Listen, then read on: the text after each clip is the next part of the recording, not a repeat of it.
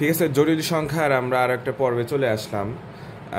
তো জটিল সংখ্যা তো আমাদেরকে ধরো আমাদের কাছে একটা জটিল সংখ্যা আছে, লেটসে জটিল সংখ্যাকে বলা হচ্ছে জেড সমান হচ্ছে কি বলে তো এক্স প্লাস আই ওয়াই।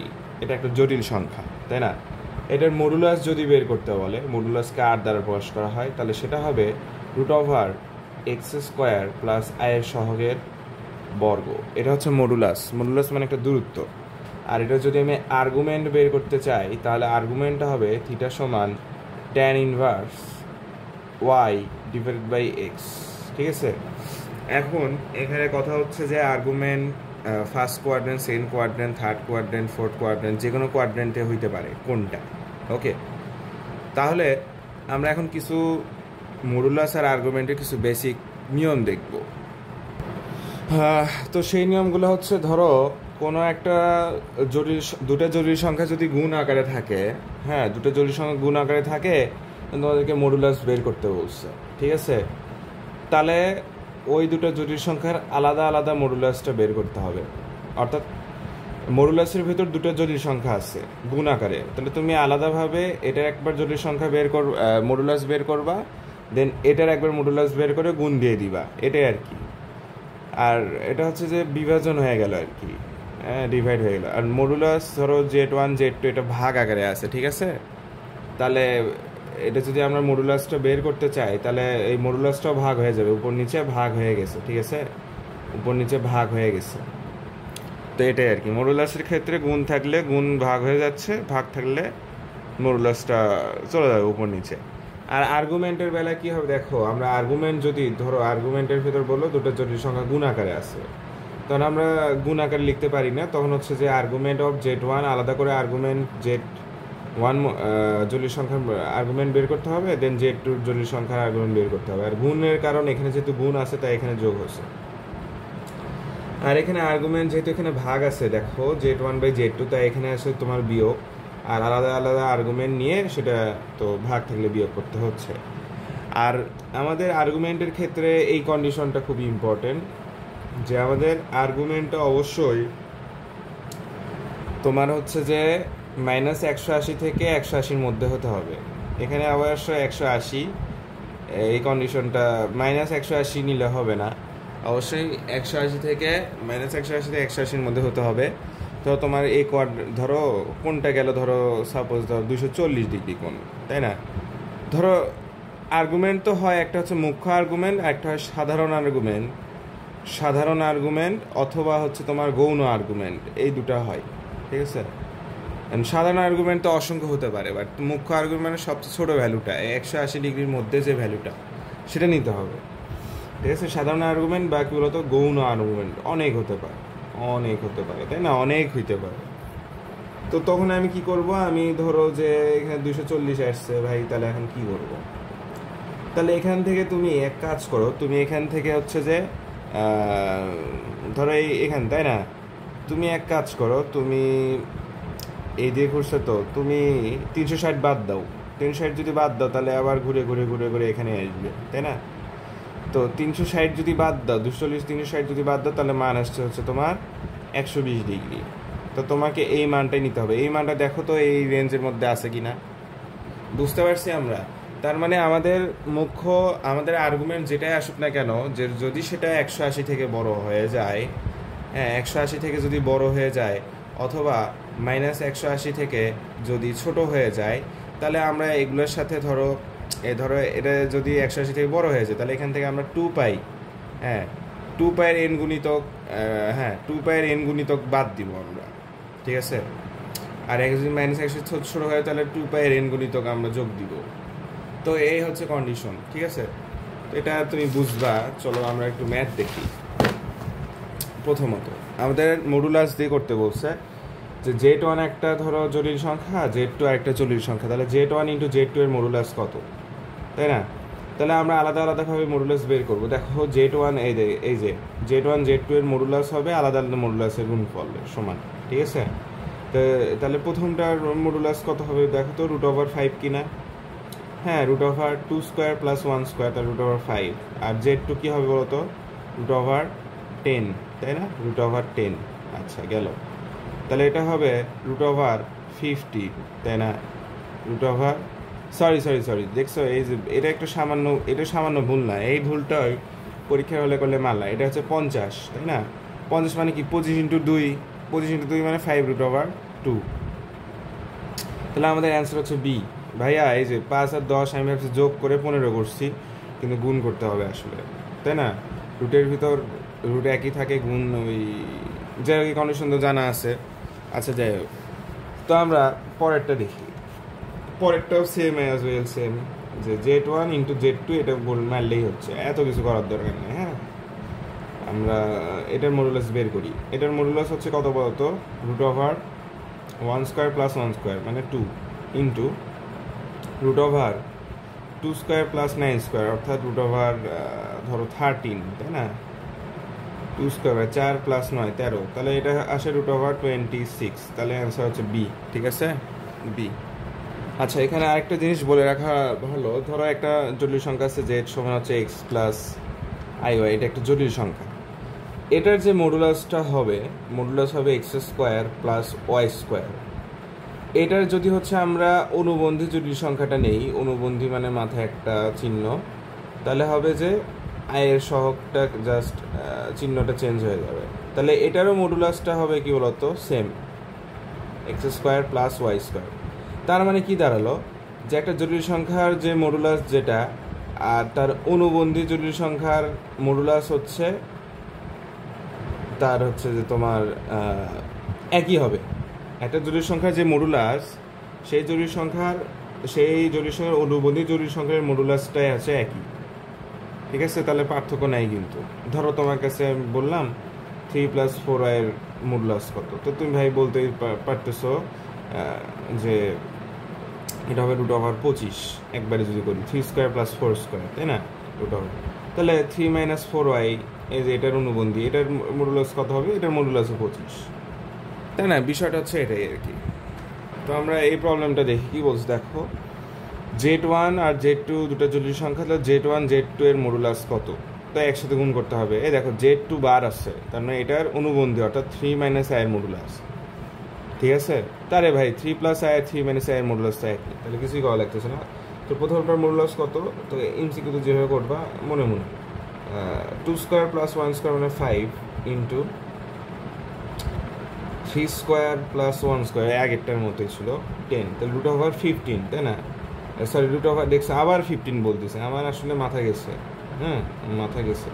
আচ্ছা, তো এটা আসলে যদি তুমি অ্যান্সারটা বের করো তাহলে হবে 25 × 2 মানে 5√2। বাট দেখো আমাদের অ্যান্সারে কিন্তু 5√2 নাই। তাহলে আমরা এক কাজ করি, আমরা হচ্ছে উপর নিচে √2 দ্বারা গুণ করি। তো √2 দ্বারা যদি গুণ করি তাহলে দেখো তো, এই √2 গুণ করলে হয় 2, 5 × 2 = 10, 10/√2। দেখছো, অপশন আমাদের এইভাবেও থাকতে পারে।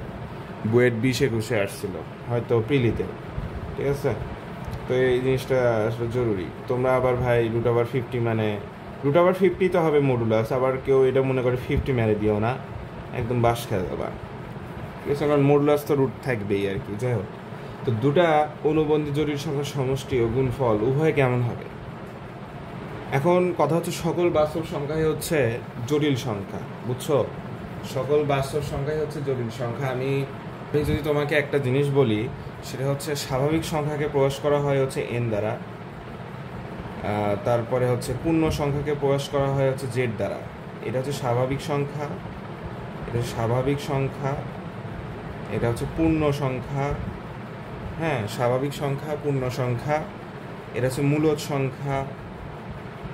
সংখ্যা, এটা হচ্ছে বাস্তব সংখ্যা, আর সিতে বোঝাচ্ছে কমপ্লেক্স নাম্বার বা জটিল সংখ্যা। তো জটিল সংখ্যা হচ্ছে সবার উপরে, এই হচ্ছে সবার বাপ। ঠিক আছে, আর সবচেয়ে ছোট হচ্ছে স্বাভাবিক সংখ্যা, 1 2 3 4 এইসব। ঠিক আছে, তাহলে সকল স্বাভাবিক সংখ্যা হচ্ছে সকল পূর্ণ সংখ্যার উপসেট, অর্থাৎ এই পূর্ণ সংখ্যার বাচ্চা হচ্ছে স্বাভাবিক সংখ্যা। এই পূর্ণ সংখ্যার মধ্যে সব স্বাভাবিক সংখ্যাই আছে, বাট সব স্বাভাবিক সংখ্যার মধ্যে আবার পূর্ণ সংখ্যা নেই, ব্যাপারটা এরকম। আবার এই পূর্ণ সংখ্যা এটা স্বাভাবিক সংখ্যা। সকল পূর্ণ সংখ্যা হচ্ছে ধরো তোমার মূল সংখ্যার উপসেট, মূল সংখ্যার মধ্যে সবই আছে হচ্ছে বা, ঠিক আছে? ওকে, ভগ্নাংশ টগ্নাংশ থেকে শুরু করে সবই আছে, মূলক সংখ্যা তাই বুঝি। আবার সকল মূলক সংখ্যা ভগ্নাংশ বা যাবতীয় যা কিছু আছে, ঠিক আছে? যদিও পূর্ণ সংখ্যা ভগ্নাংশ হবে না, একটু ভুল বলছি। সো মূলক সংখ্যার মধ্যে ভগ্নাংশ থাকে। তো এই মূলক সংখ্যা সহ স্বাভাবিক সংখ্যা, পূর্ণ সংখ্যা এন জেড, ঠিক আছে? এন জে এন টিভি আমরা মনে রাখতে পারি, এন দিয়ে শুরু, স্বাভাবিক সংখ্যা, পূর্ণ সংখ্যা, হ্যাঁ, মূলক সংখ্যা, এদের সবার বাপ হচ্ছে বাস্তব সংখ্যা, ঠিক আছে? N Z. আর এই বাস্তব সংখ্যা, মূলক সংখ্যা, পূর্ণ সংখ্যা, সকলের বাপ হচ্ছে জটিল সংখ্যা। তাহলে N Z Q R C, এটা ধরো কোনো একটা ভর্তি পরীক্ষায় চলে আসলেও আসতে পারে, একটু মনে রাখবা। তাহলে স্বাভাবিক সংখ্যা হচ্ছে বাচ্চা থেকে শুরু, বাচ্চা হচ্ছে স্বাভাবিক সংখ্যা, সকল স্বাভাবিক সংখ্যা পূর্ণ সংখ্যার মধ্যে আছে, সকল পূর্ণ সংখ্যা মূল সংখ্যার মধ্যে আছে, সকল মূল সংখ্যা বাস্তব সংখ্যার মধ্যে, সকল বাস্তব সংখ্যা কম্প্লেক্স নাম্বারের মধ্যে আছে, ঠিক আছে? তাহলে সকল বাস্তব সংখ্যাই হচ্ছে আমাদের জটিল সংখ্যা, বুঝছো? সো আবার সকল জটিল সংখ্যা কিন্তু বাস্তব সংখ্যা না, জটিল সংখ্যা হচ্ছে সবার বাপ। এখন দেখো এখানে বলছে দুটো অনুভূতি জটিল সমষ্টি আর গুণফল উভয় কি হবে? তো উভয় তো ভাই জটিল সংখ্যাই হওয়ার কথা, বাট হবে না এটা। কেন দেখি, চলো আমরা একটা উদাহরণ দেখি। ধরো 2 + 3i, এটার অনুবন্ধী জটিল সংখ্যা কত বলো তো? এটার অনুবন্ধী জটিল সংখ্যা হচ্ছে 2 - 3i, ঠিক আছে? তো এই দুটো এরা একে অপরের অনুবন্ধী জটিল সংখ্যা, আমরা যদি যোগ করি দেখো এটা কাটা যায়, তাহলে থাকে 4, যেটা কিনা একটা বাস্তব সংখ্যা। এবং আমরা যদি এটা গুণ করে দেই, হ্যাঁ, এটা যদি গুণ করে দিই তাহলে কি হয় দেখো তো? গুণ করলে হচ্ছে যে ওই যে a² - b² formula, a + b × a - b, তাহলে 2² - 3i², তাই না? এরকম।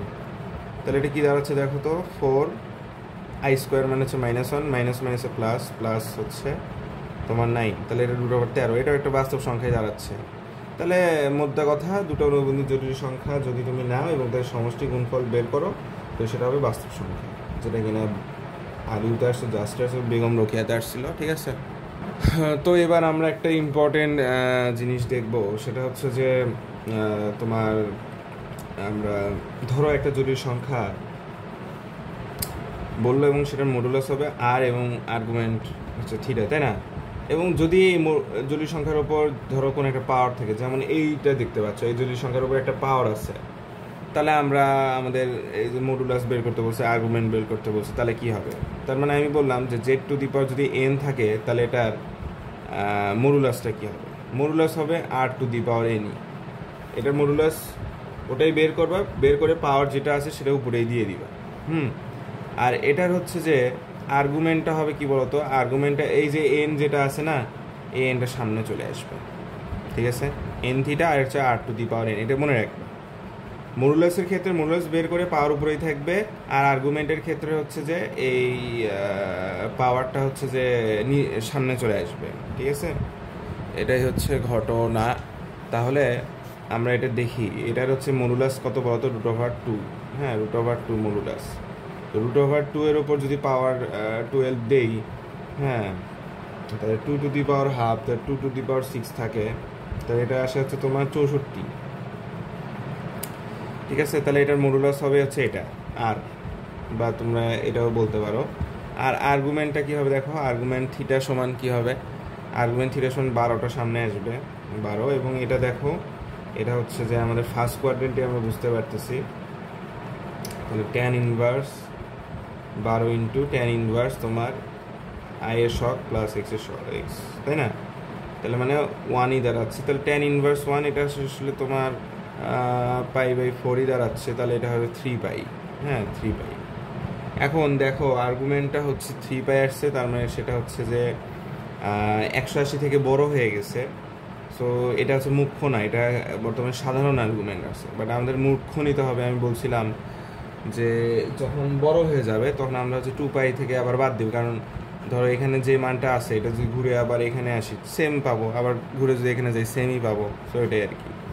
তো এখান থেকে যদি বাদ দেয় তাহলে সেটা মনে হয় 180 হয়ে যাবে। তাহলে এখান থেকে হচ্ছে আমরা কী করবো? 2 পাই বাদ দিব, তো 2 পাই যদি বাদ দিই তাহলে থাকে পাই। তো সেটাই হচ্ছে আমাদের অ্যান্সার। এই কাজটা কেন করলাম, কারণ হচ্ছে আমাদের মুখ্য আর্গুমেন্ট নিতে হবে। এটা মুখ্য আর্গুমেন্ট হলো যে আমরা আর্গুমেন্টের সীমা দেখছিলাম যে 180 থেকে বড় হতে হবে এবং -180 মধ্যে থাকতে হবে, মানে 180-র মধ্যে, এই আর কি, এই কন্ডিশন হচ্ছে আর্গুমেন্টের ক্ষেত্রে, ঠিক আছে। আর্গুমেন্ট তো এই কন্ডিশন তো ফিল আপ করছে। দেখো এখানে হচ্ছে যে তোমার 180 আসছে। যদি এটা ধরো মাইনাস আসতো তাহলে তুমি আবার -2 +2π করতে, হয়তো +2π যদি করতে তাহলে হয়তো সেটা 180-র মধ্যে চলে আসতো আর কি। সো এটা ইম্পর্টেন্ট আর কি, ঠিক আছে। তাহলে আশা রাখি এরকম দিলে এরপর পারবা। এইবার হচ্ছে যে আমাদের যেটা বলছে যে এটার মডুলাস ও আর্গুমেন্ট নির্ণয় করে। এটার মডুলাস কী হবে দেখো, এর মডুলাস √1 + √3² মানে 3, তার মানে এটার মডুলাস হচ্ছে তোমার 2। হ্যাঁ 2 না, কারণ এখানে পাওয়ার আছে 10, তাহলে 10টা উপরে যাবে, তো এটাই অ্যান্সার। এবং এটার আর্গুমেন্ট কী হবে দেখো, আর্গুমেন্টটা হচ্ছে 10টা সামনে আসবে, 10 ইন্টু ফার্স্ট কোয়াড্রেন্টে বুঝতেই পারতেছো, কিছুই করা লাগতেছে না, tan ইনভার্স √3। তো √3 এর মান কত, 60 ডিগ্রি, তাই না? তাহলে 10 ইন্টু তোমার হচ্ছে π/3, ঠিক আছে। তো আমাদের অ্যান্সারে যদি ধরো এরকম থাকে তাহলে এটাই বসাই দিবা, 10π/3। 10π/3 মানে কি জানো, 180/600। তো এটা তো আসলে হবে না, 600 হবে না। তো এখান থেকে তোমার যদি মুখ্য আর্গুমেন্টে নিতে হয়, ঠিক আছে, তুমি রিটেনে যদি করো তাহলে তুমি অবশ্যই মুখ্য আর্গুমেন্টে অ্যান্সার বের করবা। এখান থেকে তোমার 2π বাদ দিতে হবে। তো 2π যদি বাদ দেই তাহলে থাকে হচ্ছে 4π/3। হ্যাঁ 4π/3 মানে হচ্ছে যে তোমার 720, তাই না? 720কে যদি আমি 3 দ্বারা ভাগ দেই, 720কে যদি 3 দ্বারা ভাগ দেই তাহলে 3 × 6 12, শোনো 3 × 4 12, তো 240 থাকে। 240 কিন্তু ওই মুখ্য আর্গুমেন্টের সীমার মধ্যে পড়তেছে না। তো এখান থেকে আবার 2π বাদ দিতে হবে। আবার যদি 2π বাদ দেই তাহলে এই পর্যায়ে আমরা দেখব যে 3 × 6, হ্যাঁ, তো -2π/3, তখন এটা আসে -120 ডিগ্রি, ঠিক আছে। আচ্ছা একটু ভুল হইল, না ভুল হয়নি, ঠিকই আছে, -120 ডিগ্রি। সো এটা কিন্তু ওই আমাদের আর্গুমেন্ট সীমার মধ্যে আছে, মুখ্য আর্গুমেন্টে। তো এটা আসলে মানে তোমার হচ্ছে এমসিকিউতে যদি অ্যান্সার যদি না আপাতত 2π বাদ দিবা, 2π বাদ দিতে দিতে দেখবা যে মিলে গেছে। আর যদি অ্যান্সারে যদি এটাই থাকে, তোমার এটাই থাকে তাহলে এটাই বসে দিবা। রিটেনের ক্ষেত্রে মুখ্য আর্গুমেন্টটা বের করবা, শেষ কথা। এটার পোলার রূপ নিচের কোনটি? পোলার রূপ মানে কি জানো? পোলার রূপ মানে হচ্ছে অয়েলার। মানে অয়েলার জিনিসটা কি এটা আসলে বুঝাই। দেখো ধরো একটা জটিল সংখ্যা z সমান হচ্ছে x plus x plus iy এরকম। তো আমরা সরল রেখায় পড়ছি যে ভুজকে আমরা যদি পোলার স্থানাঙ্কের মানে প্রকাশ করতে চাই তাহলে আমাদের একটা মডুলাস লাগে এবং বাস্তব সংখ্যা লাগে। তাহলে এটা হবে r cos θ, এটার প্রমাণ দেখালাম না। আর y সমান হবে r sin θ, তাই না? এটাই। তাহলে আমরা যদি এটা এখানে বসাই দেই তাহলে দেখো r cos θ প্লাস হচ্ছে i ইন্টু r sin θ, ঠিক আছে। তাহলে আমরা যদি r কমন নেই তাহলে থাকে cos θ প্লাস i sin θ। বুঝা গেছে? এটা কি বুঝা গেছে? তাহলে এই জিনিসটা হচ্ছে যে এটাকে আমরা, এটা হচ্ছে অয়েলার ফর্মে আমরা যদি লিখতে চাই, দেখো আর এই পুরো জিনিসটাই হচ্ছে যে e⁻i θ, বুঝছো? e⁻i θ, তাহলে e⁻i θ আর e⁻i θ, ঠিক আছে, আর e⁻i θ। তাহলে একটা জরুরি সংখ্যাকে যদি আমরা অয়েলার আকৃতিতে লিখতে চাই তাহলে সেটা হবে আর e⁻i θ। অর্থাৎ এই জটিল সংখ্যার মডুলাস এবং আর্গুমেন্টটা বের করতে হবে। আর্গুমেন্ট যাবে পাওয়ারে এর সাথে গুণ, আর মাঝখানে তো এই থাকবে। এর মানটা কত বলতো? 2.718, এটা একটা কনস্ট্যান্ট মান, ঠিক আছে। তো এটা হচ্ছে অয়েলার আকৃতিতে আমি প্রকাশ করলাম। তাহলে পোলার রূপটা নিচে কি হবে সেটা এখন কথা, তাই না? তাহলে জটিল সংখ্যা পোলার বা অয়েলার আকৃতিতে, পোলার রূপ মানেই বোঝাচ্ছে এটা হচ্ছে অয়েলার, ঠিক আছে, ওকে। আচ্ছা তাহলে দেখো আমরা এখানে থেকে কী করতে পারি, পোলার রূপটা আমাদের বের করতে হবে, ওকে। তো প্রথমত চলো এই জটিল সংখ্যার মডুলাসটা বের করি। মডুলাস কী হবে বলো তো? মডুলাস হবে হচ্ছে 3 প্লাস 1 তারপর 10, তার 2 টু দি পাওয়ার 10 হচ্ছে মডুলাস।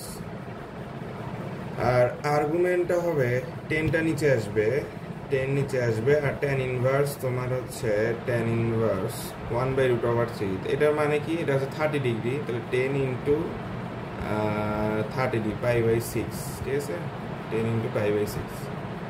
এখন দেখো এখানে আমরা এমসিকিউর ক্ষেত্রে একটাবার অপশন চেক দিব, 10 π/6 আছে কিন্তু, তো আমাদের এটাকে আর কোনো কিছু করা লাগতেছে না, যেহেতু মুখ্যতে নিয়ে যাওয়া দরকার নেই। তাহলে আমরা কি করতে পারি, আমাদের অ্যান্সারে কিন্তু হচ্ছে যে এইভাবে দেওয়া নেই, আর e⁻i θ এইভাবে দেওয়া নেই, ঠিক আছে। তবে আমাদের অ্যান্সারে এইভাবে দেওয়া আছে, যে এইভাবে দেওয়া আছে, জেড সমান হচ্ছে আর cos θ প্লাস i sin θ, অর্থাৎ অয়লারের এই যে e⁻i θ এর মানটা এইভাবে দেওয়া আছে। সো এটা অ্যান্সার দিতে হবে।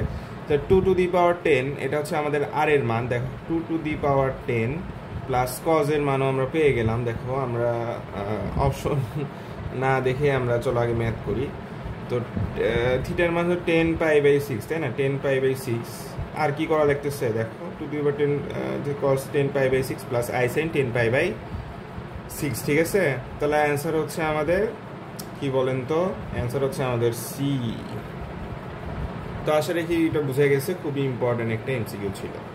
অয়লার ফর্ম, পোলার মানে অয়লার ফর্ম, বা যেটাই হোক অয়লারের আগের ফর্মটাই তো পোলার, আর cos θ বা, সো ঠিকই আছে এটা। সো এটার পোলার রূপ কি, পোলার রূপ মানে ওই যে ওটাই, পোলার হচ্ছে আর cos θ প্লাস হচ্ছে যে i sin θ, এটাই পোলার রূপ, ঠিক আছে, এটা জটিল সংখ্যার। আচ্ছা গেল। তো এখান থেকে আরটা বের করতে হবে, আর কত বলো তো, আর হচ্ছে 2 টু দি পাওয়ার 10। আচ্ছা বসাই 2 টু দি পাওয়ার 10, বোঝা যাচ্ছে আমি কিন্তু এটা হিসাব মানে বের করে নিচ্ছি। √3² মানে 3 প্লাস হচ্ছে 1, এটার উপর 10, তাই না, 2 টু দি পাওয়ার 10 বোঝাই যাচ্ছে এটা। আচ্ছা গেল। তো আর হচ্ছে এখানে যে cos θ, থিটার ভ্যালুটা কত, ঠিক আছে, থিটার ভ্যালুটা হবে, আগে 10 নিয়ে আসো, 10 tan ইনভার্স √3, তাই না, তার মানে হচ্ছে তোমার 60 ডিগ্রি π/3, 10 π/3 দেখো আছে কিনা, হ্যাঁ আছে, আমরা অপশনটা একবার চেক দিয়ে নিলাম। তাহলে আমাদের অ্যান্সার দাঁড়াচ্ছে যে দেখো cos 10 π/3 প্লাস i sin 10 π/3। তো আমাদের যেটা অপশন দাঁড়াচ্ছে সেটা হচ্ছে ডি। ওকে, তো আমরা হচ্ছে এটাও অ্যান্সার পাইলাম। তো আমরা এই প্রবলেমটার মডুলাসটা বের করাটা শিখবো। এখানে দেখো আসলে জটিল সংখ্যা 3টা আছে, উপরেরটার সাথে উপরে 2টা জটিল সংখ্যা, নিচের 2টা জটিল সংখ্যা, এবং নিচেরটার জটিল সংখ্যার আবার পাওয়ার আছে 2, ঠিক আছে। তাহলে হচ্ছে এটার মডুলাসটা হচ্ছে যে এই আই, ঠিক আছে, এই আই এর মডুলাস কত, 1, ঠিক আছে, গুণ, আর √3 মাইনাস i এটার মডুলাস কত, এটার মডুলাস হচ্ছে যে ধরো 2, ওকে, আর 1 প্লাস i মডুলাস হচ্ছে √2, বাট এটার উপর স্কোয়ার আছে, তাই এটা হচ্ছে এরকম কন্ডিশন হচ্ছে, তাই না। তাহলে এখান থেকে যেটা পাবা, এখানে 2 থাকবে, এখানে 2 থাকবে, তো এই 2 কাটা, তাহলে এটার অ্যান্সার হচ্ছে 1। ওকে, এখন আমাকে যদি এটার আর্গুমেন্ট বের করতে বলে তাহলে আমরা কিভাবে করব। তো আর্গুমেন্ট আসলে এই রকম কন্ডিশন হয়তো বলবে না, এখানে 3টা আছে, 2টা টার্ম দিয়ে বলতে পারে, হ্যাঁ, i/1 plus i whole square এটা বলতে পারে, তখন আমরা ভাগ করে দিব। দেখো i এর আর্গুমেন্ট কত, এটা হচ্ছে 90 ডিগ্রি π/2, যেহেতু ভাগ আছে নিচেরটা, তাহলে মাইনাস এই 2টা সামনে আসবে, আর 1 প্লাস i এটার হচ্ছে আর্গুমেন্ট হচ্ছে π/4। ওকে, তাহলে এখান থেকে কাটাকাটি যে থাকে হচ্ছে 0, যেটা এখানে মুখ্য আর্গুমেন্টের মধ্যে আছে। তো আমি এই 2টা নিয়ে হিসাব করছি, তুমি চাইলে এই 3টা নিয়েও হিসাব করতে পারো। তখন কি হবে, তাহলে প্রথমটা π/2, এটা গুণাকারে আছে, তো তাহলে প্লাস, ওকে, প্লাস এটার এই √3 মাইনাস i এর আর্গুমেন্ট কত, এটা হচ্ছে যে ডান দিকে গেছে √3, তারপর মাইনাস i নিচের দিকে আসছে, তাহলে এটা হচ্ছে মাইনাস tan ইনভার্স, দেখো মাইনাস tan ইনভার্স 1/√3, হ্যাঁ 1/√3, তার মানে এটা দ্বারা হচ্ছে π/6, ঠিক আছে, π/6 অর্থাৎ 30 ডিগ্রি। তাহলে আমরা যদি এটা যোগ করি তাহলে -π/6 আর পুরোটার সাথে এই নিচেরটা যাবে বিয়োগ। তো এটা আমরা দেখলাম যে এটা হচ্ছে যে π/2। ওকে, অর্থাৎ ব্র্যাকেটের ভিতরে আগে আমাদের ক্যালকুলেশন করে তারপর এটা থেকে এটা বাদ দিতে হবে। তো চাইলে আমরা এভাবে আর্গুমেন্ট বের করতে পারি। আর্গুমেন্টে একটা প্রবলেম ছিল, এটা আমি দেখাবো। আচ্ছা, এই প্রবলেমটা দেখি, এটার মান কত। মান বলতে দেখো দুটার সমান টান দেওয়া আছে, তার মানে এটা বোঝাচ্ছে এটা হচ্ছে মডুলাস। প্রথমটার ক্ষেত্রে আমি যদি মডুলাস বের করি তাহলে সেটা হবে √5। হ্যাঁ, √5, এটার উপর ধরো কিউব, তাই না? √4 + 1 √5 এর উপরে কিউব ডিভাইডেড বাই হচ্ছে যে 2 + 3i। তাহলে এটার মডুলাস কত হবে? এটা মডুলাস হবে হচ্ছে √13।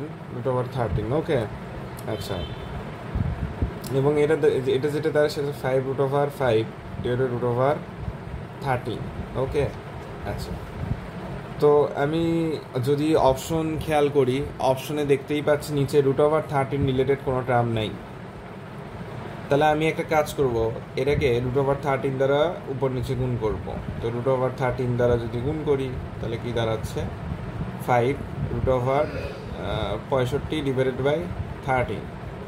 দেখো অ্যান্সার বিতে আমাদের মিলে গেছে। তো এইভাবে আসলে আমাদের যদি অ্যান্সার না মেলে তখন আমরা চেষ্টা করব যে কীভাবে অ্যান্সার মেলানো যায়। হ্যাঁ, এখানে 13 আছে, তো √13 দ্বারা উপর নিচে গুণ করছি, তার ফলে নিচে আর কি 13 হয়ে গেছে। তো এভাবে আসলে আমাদেরকে ব্যাপারটা খেয়াল রাখতে হবে, যদিও ইঞ্জিনিয়ারিং ইউনিভার্সিটির এমসিকিউ এইটা। তো আমরা এটা দেখি, এখানে বলছে যে জেড সমান যদি এত হয় তাহলে মডুলাস অফ জেড সমান কী হবে, তাই না? তাহলে এটার ক্ষেত্রে আমাদের মডুলাসটাই বের করতে হবে। তাহলে 3 + 4 এর মডুলাস কত? মডুলাস হচ্ছে 5, ঠিক আছে? 5 উপরে স্কোয়ার ইন্টু এটার মডুলাস কত? 1 - √3। এটার মডুলাস হচ্ছে তোমার 2, আর 1 + i এটার মডুলাস হচ্ছে √2, তাই না? √2, তাহলে এটার ⁴ দিব। তাহলে এখানে √2, 4টা √2 মানে হচ্ছে 2 × 2 এভাবে আসছে। তাহলে 25 × 2 2 × 2, তাহলে 2 2 কাটা, তাহলে 25/2 হচ্ছে আমাদের এটার অ্যান্সার। আচ্ছা, এখন হচ্ছে যদি বলতো আর্গুমেন্ট বের করো, তাহলে হচ্ছে আমরা প্রথমত এটার আর্গুমেন্টটা বের করতাম। এটার আর্গুমেন্ট কত?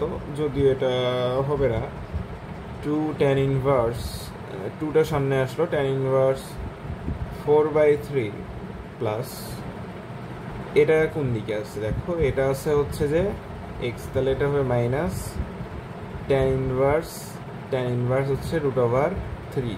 ঠিক আছে, তো পুরোটা থেকে হচ্ছে আবার এইটা বিয়োগ দিতে হবে 4 π/4। তো আসলে এখানে হয়তো বোঝা গেল না, তো এইভাবে চাইলে আর কি এভাবে করবা আর কি। ঠিক আছে, এটা আমি আর দেখালাম না যেহেতু চাই নাই। এটা ইসডাব্লিউ থাকলে যে তুমি মডুলাস বের করতে বলছো, তুমি আর্গুমেন্টও বের করবা। দেখো জটিল সংখ্যার আর্গুমেন্ট কত হবে? ঢাকা ইউনিভার্সিটিতে প্রবলেমটা আসছিল। তো এই জটিল সংখ্যার আর্গুমেন্টের জন্য আমাদেরকে কন্ডিশন তো বুঝতে হবে আগে। তাহলে 2টা সামনে আসবে আর্গুমেন্টের ক্ষেত্রে, 2টা সামনে আসলো, আর tan ইনভার্স 1 এর মান হচ্ছে π/4 আছে, গেল ভাগ, যেহেতু তাই মাইনাস 4টা সামনে আসলো। এবং এটা কোন কোয়াড্রেন্টে এটা আমাদেরকে বুঝতে হবে। দেখো এটা -1 এই দিকে, প্লাস হচ্ছে i এই দিকে, অর্থাৎ এটাতে গেছে হচ্ছে তোমাদের সেকেন্ড কোয়াড্রেন্টে। ঠিক আছে, সেকেন্ড কোয়াড্রেন্টে। আচ্ছা, তো সেকেন্ড কোয়াড্রেন্টের ক্ষেত্রে যেটা হবে সেটা হচ্ছে π - π/4। ওকে, তাহলে এটা যদি কাটাকাটি দেই তাহলে π/2, আর এটা হচ্ছে 3 π/4, 4 × 3 π/4, তাহলে 4 4 কাটা। ওকে, তাহলে এখান থেকে যেটা থাকে সেটা হচ্ছে π/2 মাইনাস হচ্ছে 3 π। আর আমরা যদি এটা হিসাব করি তাহলে এটা আসবে হচ্ছে -5 π/2।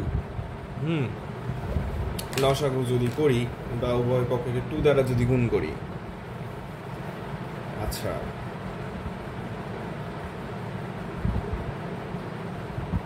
ওকে, এটা লসাগুই করতে হবে। হ্যাঁ, এটা লসাগুই নিতে হবে আসলে। তো ঠিক আছে, লসাগু নিলাম। তো 2 3 6 -6 + 5, ঠিক আছে। তো এটার মানটা কত? এটার মানটা যদি তুমি হিসাব করে দেখো, 180 আর 5 450, -450। তো এটা তো হবে না, এটাকে আমাদেরকে -450 তো আমাদেরকে মুখ্য আর্গুমেন্টের রেঞ্জের মধ্যে আনতে হবে। তাই -5π/2 এটার সাথে আমি হচ্ছে 2π যোগ দিলাম। তাহলে 2π যদি যোগ দেই তাহলে দেখো এটা আসে হচ্ছে -5π + 4π ডিভাইডেড বাই হচ্ছে তোমার 2। ওকে, তাহলে এটা যেটা দাঁড়ায় সেটা হচ্ছে -π/2, যেটা কিনা আমাদের মুখ্য আর্গুমেন্টের হচ্ছে মধ্যে আছে। তাহলে এটা হচ্ছে আমাদের অ্যান্সার। তো আমাদেরকে এবার বললো যে জটিল সংখ্যার অয়লার আকৃতি, এইটা আমরা দেখব। যে আমাদের একটা, এটা তো জটিল সংখ্যা তাই না? জটিল সংখ্যা হচ্ছে i = √(-1), অর্থাৎ রুটের মধ্যে মাইনাস চলে আসে, সেটাই হচ্ছে জটিল সংখ্যা, i দ্বারা প্রকাশ করা হচ্ছে। আচ্ছা গেল। তো জটিল সংখ্যা যদি ঘাতে থাকে, হ্যাঁ এই আইটা দেখো ঘাতে আছে, এই আইটা ঘাতে আছে, এটার মান নির্ণয় করতে বলতে পারে, এটার মডুলাস নির্ণয় করতে বলতে পারে, এটার আর্গুমেন্ট নির্ণয় করতে বলতে পারে। ওকে, তো যদি জটিল সংখ্যা পাওয়ারে থাকে, কোনো একটা কনস্ট্যান্টের পাওয়ারেও যদি থাকে, ধরো কোনো একটা কনস্ট্যান্ট লেটস সে এ, এটার পাওয়ারে যদি জটিল সংখ্যা থাকে, তাহলে এটার মান নির্ণয় করতে বলছে, এটার মডুলাস নির্ণয় করতে বলছে, এটার আর্গুমেন্ট নির্ণয় করতে বলছে। কিভাবে করব? এখানে কি বলছে, যে কোনো ধনাত্মক বাস্তব সংখ্যার আর্গুমেন্ট হচ্ছে 0। হ্যাঁ স্বাভাবিক তো, যে আমরা যদি এটা হচ্ছে বাস্তব অক্ষ, এটা হচ্ছে কাল্পনিক অক্ষ, তাই না? তো বাস্তব অক্ষের উপর এই দিকে ধনাত্মক সংখ্যাগুলো তো এই পাশে, তাই না? যে কোনো ধনাত্মক বাস্তব সংখ্যার যে আর্গুমেন্ট সেটা হচ্ছে এই কোণ, অর্থাৎ এক্স অক্ষের ধনাত্মক দিকের সাথে 0 ডিগ্রি কোণে আছে। আর যে কোনো ঋণাত্মক সংখ্যার আর্গুমেন্ট হচ্ছে যে 180 ডিগ্রি, ঠিক আছে, 180 ডিগ্রি। তো 180 ডিগ্রি ঋণাত্মক সংখ্যা যেগুলো, মডুলাস কত হবে? অর্থাৎ তোমার ঋণাত্মক সংখ্যাগুলোর মডুলাস কত হবে? ঋণাত্মক সংখ্যা ধরো -5, এই ঋণাত্মক সংখ্যার মডুলাস কত হবে? মডুলাস হচ্ছে পজিটিভ মানকে নির্দেশ করে, ঠিক আছে? তাহলে এটার মডুলাস, ঋণাত্মক সংখ্যার মডুলাস হবে ওইটারই ধনাত্মক সংখ্যা, আর ধনাত্মক সংখ্যার বাস্তব সংখ্যার মডুলাস হবে সে নিজেই, যেটা বুঝছো? অর্থাৎ মডুলাস মানে কি, ধরো 5-এর মডুলাস বের করতে বলছে, অর্থাৎ রুট করলা, দেন আবার স্কোয়ার করলা, তাহলে এই স্কোয়ার রুট কাটা গেলে ওটাই থাকে না, সেটাই আর কি, ঠিক আছে? এবং ঠিক আছে, ধনাত্মক সংখ্যার আর্গুমেন্টও বুঝলাম, ঋণাত্মক সংখ্যার মডুলাসও বুঝলাম, আর্গুমেন্টও বুঝলাম। আচ্ছা, তো কোনো জটিল সংখ্যা পাওয়ারে আই থাকলে ওয়েলার ফর্ম বানাবো ভিত্তিকে, কথাটা খুবই ইম্পর্টেন্ট। যেমন এই জটিল সংখ্যার তোমার হচ্ছে পাওয়ারে হচ্ছে যে আই আছে, ঠিক আছে? তাহলে ভিত্তিও আমরা একটা জটিল সংখ্যা দেখতে পাচ্ছি, যেখানে কোনো একটা পজিটিভ সংখ্যাও থাকতে পারতো। তো আমরা এই ভিত্তিটাকেই অয়লার ফর্ম বানাবো। অয়লার ফর্ম কী ছিল? অর্থাৎ আমি যদি এখানে বলি যে একটা জটিল সংখ্যা জেড সমান হচ্ছে x + iy, ঠিক আছে? x সমান কি বলতো r cos থিটা, আর y সমান হচ্ছে r sin থিটা, ঠিক আছে? তাহলে যদি আমরা r কমন নেই তাহলে কি থাকে? cos theta plus i sin theta. Okay, i sin theta. তাহলে এই cos theta plus i sin theta এর সমান আমরা বলতে পারি e⁻i থিটা, হ্যাঁ, আর সমান e⁻i থিটা, এটা বলতে পারি। তো এটা হচ্ছে অয়েলার ফর্ম। এটা পোলার ফর্ম, এটা হচ্ছে অয়েলার ফর্ম। ওকে, আচ্ছা, তো আমরা এটাকে আমরা অয়েলার ফর্মে নিব। তাহলে এটার আগে আমাদের মডুলাস এবং আর্গুমেন্ট বের করতে হবে। এটার মডুলাস কত? এটার মডুলাস হচ্ছে 1। আচ্ছা, তাহলে আমরা এই যে এই ফর্মেটে নিব এটাকে। তাহলে আর এর মান কত? 1। এই যে এখান থেকে এখানে আসতেছে 1 e⁻i। i এর আর্গুমেন্ট কত? π/2, ঠিক আছে, π/2। ওকে, আচ্ছা, তো আমরা হচ্ছে হ্যাঁ, আমরা হচ্ছে আয়ের পরিবর্তে আইটাকে এটা লিখলাম, এবং পাওয়ারে কিন্তু আবার আই আছে, তাহলে এর পুরাটার ওপরে আবার আই দিতে হবে, ঠিক আছে? তাহলে e i square into pi by two, তাহলে এখান থেকে থাকে আই স্কোয়ারের মান -1, তাহলে হচ্ছে -π/2। দেখো আমরা ওই জিনিসটাই পাইছি, এখানে ওটাই বলা আছে যে আমাদের এই আয়ের হচ্ছে মডুলাস হচ্ছে 1 এবং এটার আর্গুমেন্ট থিটা। তাহলে আইকে হচ্ছে আমরা ওয়েলার ফর্মে নিলাম, তারপর পাওয়ার এটা আছে, বুঝে গেছে? তো তাহলে সেখান থেকে ক্যালকুলেশন করে এটা আসতেছে। তো এটার মডুলাস কি হবে? এটার মডুলাস কিন্তু সে নিজেই বেসিক্যালি এর মান কত 2.718 ডট ডট ডট চলতেই আছে। তো এটার মডুলাস হচ্ছে কি, এটা মানে কি, এটা মানে হচ্ছে 1/e⁻π/2, তাই না? অর্থাৎ 2.718 এর উপর একটা, এটা তো একটা ধনাত্মক সংখ্যাই বোঝাচ্ছে, তাই না? একটা বাস্তব সংখ্যা। তো এই বাস্তব সংখ্যা মডুলাস সে নিজেই, এটাই হবে তার মডুলাস। ওকে, আর আর্গুমেন্ট কত? ধনাত্মক বাস্তব সংখ্যা যেগুলো, সেগুলো আর্গুমেন্ট ছিল হচ্ছে যে এক্স অক্ষের এই যে এই দিকে অবস্থান করতেছে, তার মানে সেটা এক্স অক্ষের ধনাত্মক দিকের সাথে 0 ডিগ্রি কোণ উৎপন্ন করতেছে। তা আশা রাখি এই পার্ট ক্লিয়ার। এখন আমাদেরকে এটা দিয়েছে যে i⁻⁻i নিজে করো। তাহলে চলো আমরা এটা করি। প্রথমত আমাদেরকে এটা এই যে ভিত্তিটাকে, সেটাকে হচ্ছে যে আমাদেরকে তোমার এই অয়েলার আকৃতিতে নিতে হবে। তো এটার মডুলাস হচ্ছে 1e⁻i, থিটার মান কত π/2, ঠিক আছে, -i। তাহলে ই - আই স্কোয়ার ইন্টু π/2, তাহলে আই স্কোয়ার মান -1, তাহলে এখান থেকে থাকে e⁻π/2। ওকে, তাহলে এটাও একটা ধনাত্মক বাস্তব সংখ্যা বা যেটাই বলতে পারো। তো এটার মডুলাস হবে সে নিজেই, এটাই মডুলাস। আর আর্গুমেন্ট কি হবে? আর ধনাত্মক বাস্তব সংখ্যা সেটা 0 ডিগ্রি বা 0 কোণ আর কি, ঠিক আছে? তো আশা রাখি বুঝলা। যদি আমাদেরকে বলতো 5i এর মান বের করো, ঠিক আছে, বা যে কোনো কিছু একটা বলতে পারতো, হ্যাঁ, আশা রাখি বলবে না। তো 5 এর হচ্ছে মডুলাস তো 5 নিজেই, e⁻i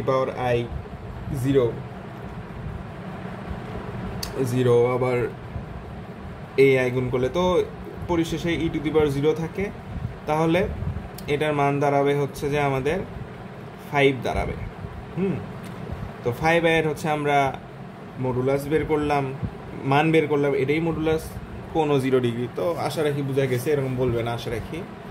এখন বলছে যে i⁻i এর মডুলাস কত।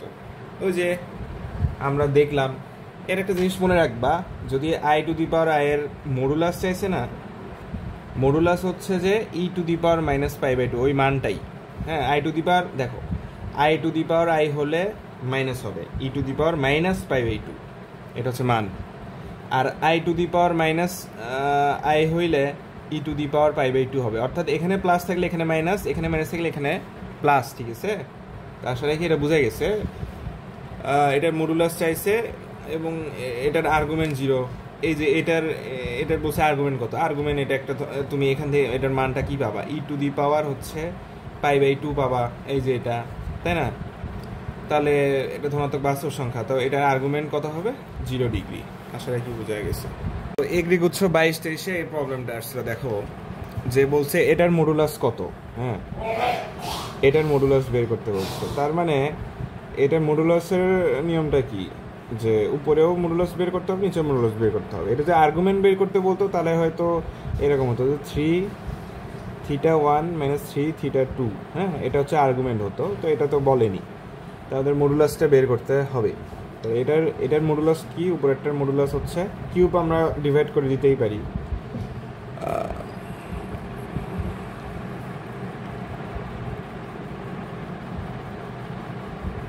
আচ্ছা, কিউব তো আমরা চাইলে ডিভাইড করে দিতেই পারি। আচ্ছা, গেল, ঠিক আছে, কিউব হচ্ছে আমরা চাইলে ডিভাইড করে দিতেই পারি। তো আমরা কিউব এটা ভাগ করে দিলাম। তো প্রথমটার মডুলাস কি হবে দেখো, √1, দেখো √1² প্লাস 2√2, এটার যদি স্কোয়ার করি তাহলে কি থাকে, 2√2 স্কোয়ার করলে থাকে হচ্ছে 4 × 2 অর্থাৎ 8 থাকে।